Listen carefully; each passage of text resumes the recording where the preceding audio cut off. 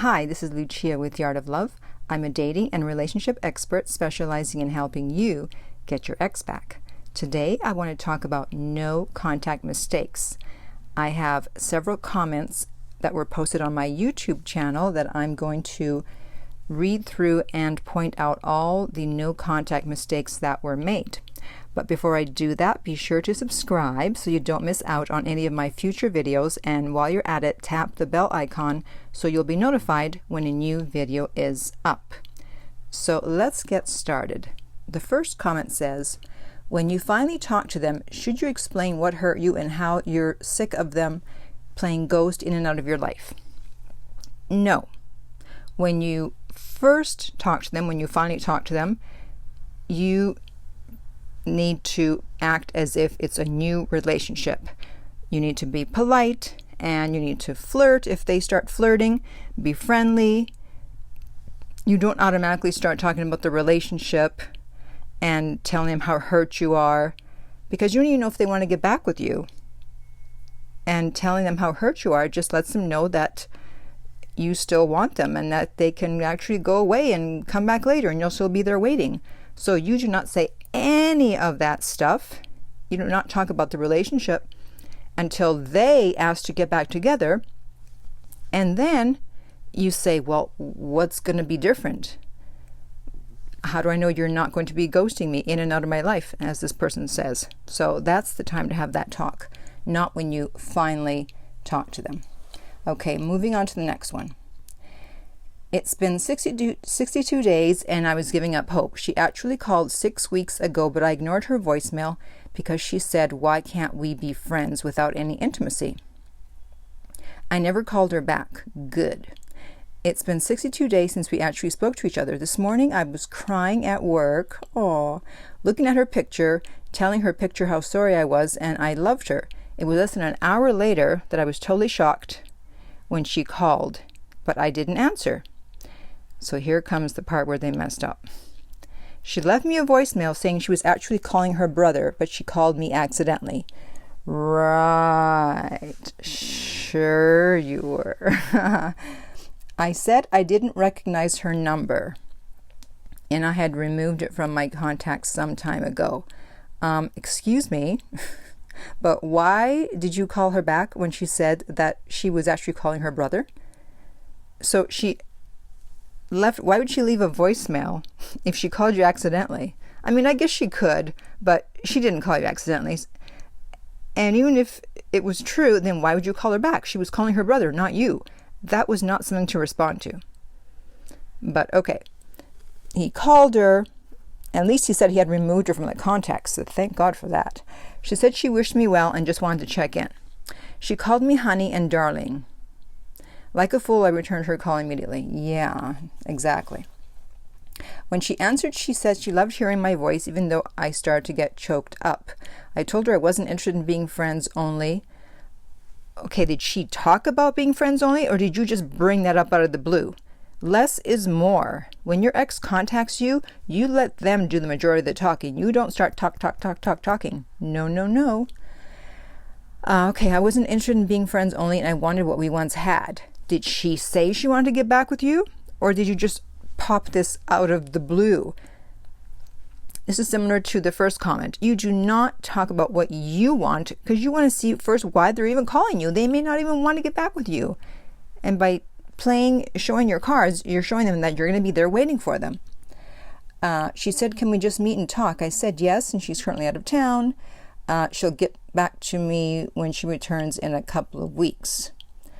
I guess for now I'll wait and see if she does call back in a couple of weeks. Yeah, and do not, and I repeat, do not be the one to reach out if you don't hear from her in a couple of weeks. It just means that right now she's not interested. So don't make that mistake where your ex contacts you, you talk, and then they say they'll get back to you and they don't, and then you reach out. No.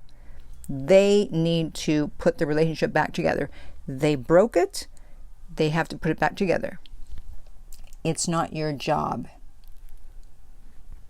Okay, the next one says, my ex texted me the other day how I was because I had surgery, and I told him thanks for the interest, and he says he loves me even if we aren't together, and that it's not bad to talk once in a while. I told him we aren't going to be friends, and he agreed. And then I told him, text me if you have something important to tell me.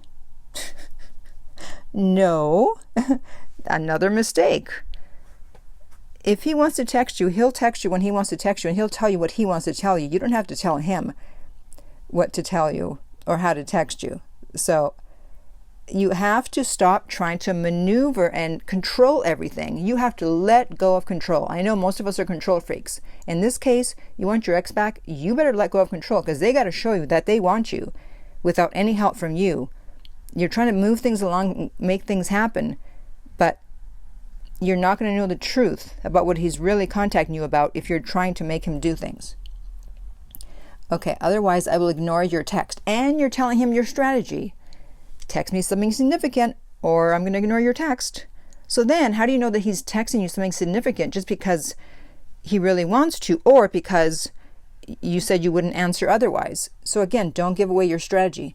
I'm not mad at him, but want to sort it out. He didn't like that, but I made the mistake and told him I love him. Oh my God. Do you think I messed up? Let me think about that. Yeah. That's under my video about 10 things never to say to your ex. Like, come on. Why are you telling him that you love him? Again, you guys are trying to control the situation.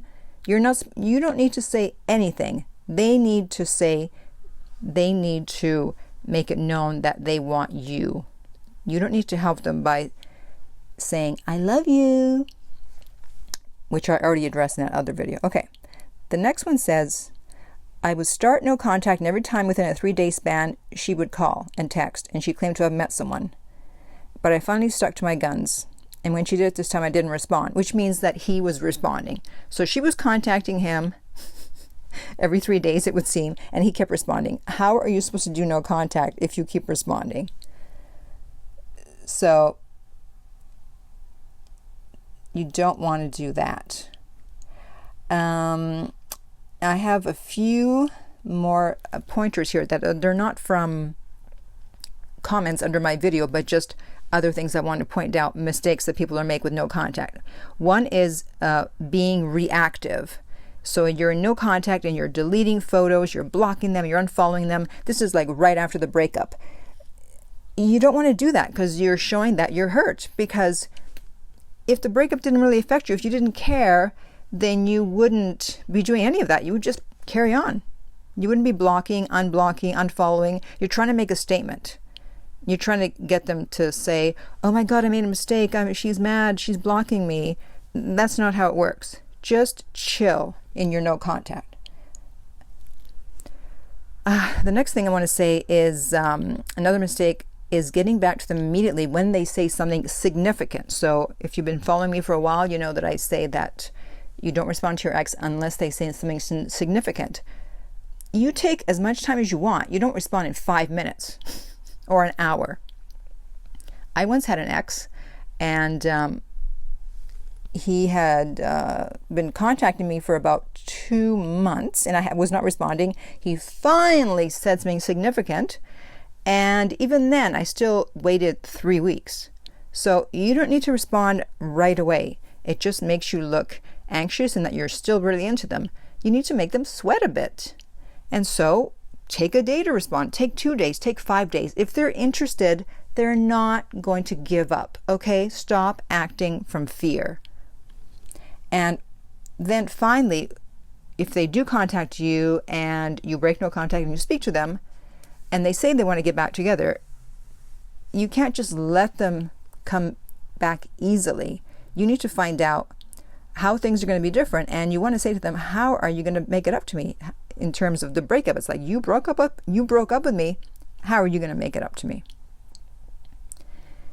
Basically, the key to all this is patience. Everyone is in such a rush to get back together, but you have to lay the foundation for a better relationship. Otherwise, you'll be rushing to the end of the relationship again. And I tell all my coaching clients, be patient. Most of my clients who got an ex back, it took many months. Not because I'm a bad coach, but because that's just how long it takes. All right, so don't expect this to be something that gets resolved in a week or two. Once in a while it does, but most of the time it takes months and months. And so if you're impatient and you've been making mistakes, or you're afraid that you might be making mistakes in the future, then reach out to me regarding a private coaching session. You can reach me at theartoflove.net. The direct link to that is below, and you can also sign up for my free newsletter while you're at it. If you're listening on YouTube, remember to like and subscribe. If you're listening on iTunes, I would appreciate if you would rate and review the podcast. And finally, remember that love inspires, empowers, uplifts, and enlightens.